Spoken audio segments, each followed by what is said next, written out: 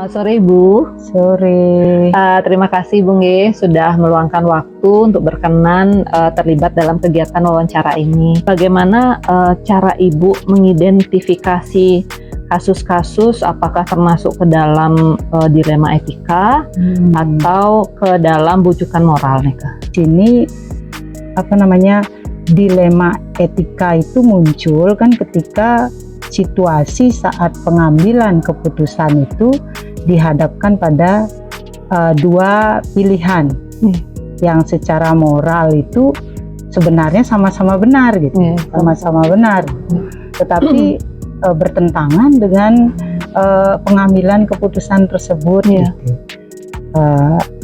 Mungkin seperti itu, sedangkan bujukan moral itu situasi di mana saat pengambilan keputusan kita harus memilih antara benar dan salah, mungkin itu.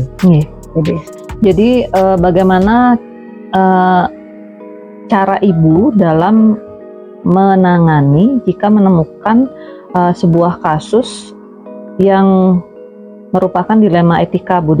Seorang pemimpin ketika dihadapkan pada satu situasi pengambilan keputusan, tentu kita harus mengidentifikasi masalah tersebut terlebih dahulu gitu. Apakah kasus tersebut berada di bujukan moral atau dilema etika? Langkah-langkah apa saja yang sudah Ibu lakukan selama ini?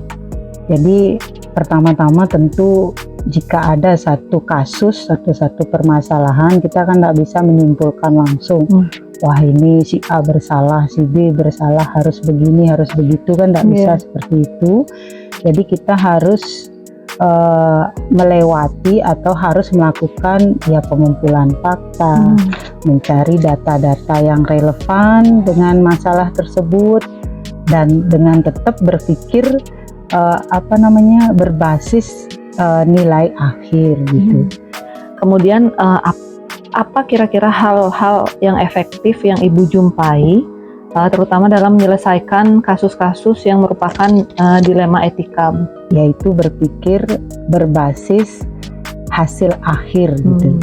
Jadi berorientasi pada aturan yang benar, kemudian tetap juga kita mengutamakan rasa peduli, empati pada teman gitu, karena kita kan menghadapi orang-orang yang sudah dewasa, kalau itu sama guru atau pegawai. Kalau sama siswa ya tentu berbeda juga. Apakah tantangan terbesar bagi Ibu secara pribadi sebagai seorang pimpinan dalam pengambilan keputusan khususnya pada kasus-kasus dilema etika?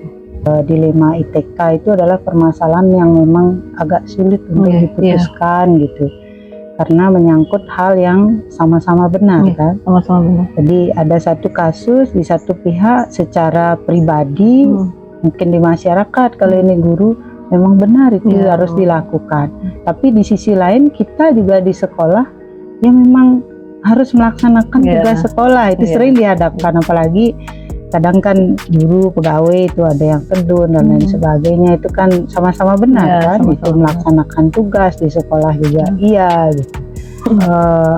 Inilah menurut saya tantangan tersendiri gitu.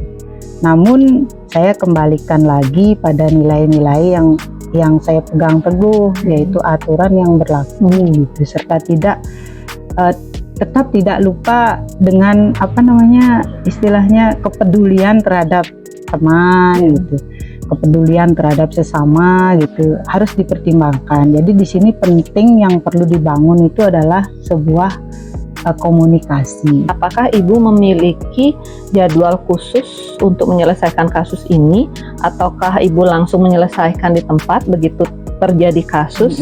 Lalu bagaimana prosedur yang Ibu jalankan untuk hal tersebut? Kembali lagi tergantung kasus tersebut gitu kan, kadang ada yang mendesak, yang betul-betul berpengaruh dengan lembaga dan harus diselesaikan segera, kita kan tidak mungkin terjadwal menunggu lagi gitu.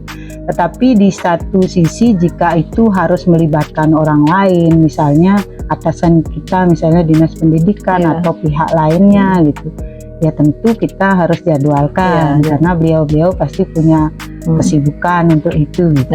Seperti itu. Adakah seseorang atau faktor-faktor yang selama ini memudahkan Ibu atau membantu ibu dalam menangani kasus-kasus atau pengambilan keputusan khususnya untuk kasus-kasus dilema etika. Nah, di sini sehingga dari awal itu kita sudah terbangun kerjasama yang baik. Jadi dengan keterbukaan, kerjasama yang baik, saya rasa itu mempermudah saya ketika ketika ada kasus yang harus diselesaikan gitu. Jadi di sini pengambilan keputusan pada intinya memang dari seorang pemimpin itu memang harus secara bijak. Jadi nggak bisa egois, walaupun kita nggak bisa kaku aturannya begini harus begini loh, nggak bisa. Kira-kira sejauh ini pembelajaran apa yang bisa Ibu petik dari semua proses? Jadi intinya pelajaran yang bisa saya petik itu adalah kita belajar lebih bijaksana dalam menghadapi permasalahan, memecahkan permasalahan sehingga semuanya tidak merasa tertekan, dikorbankan dan permasalahan tetap selesai sesuai aturan yang ada. Seperti itu. Baik Ibu, terima kasih banyak Bu sudah meluangkan waktu hari ini berkolaborasi dengan saya, dan saya akhiri dengan ucapan selamat sore dengan para Mas Santi. Om Santi Santi Santi Om. Om Santi Santi.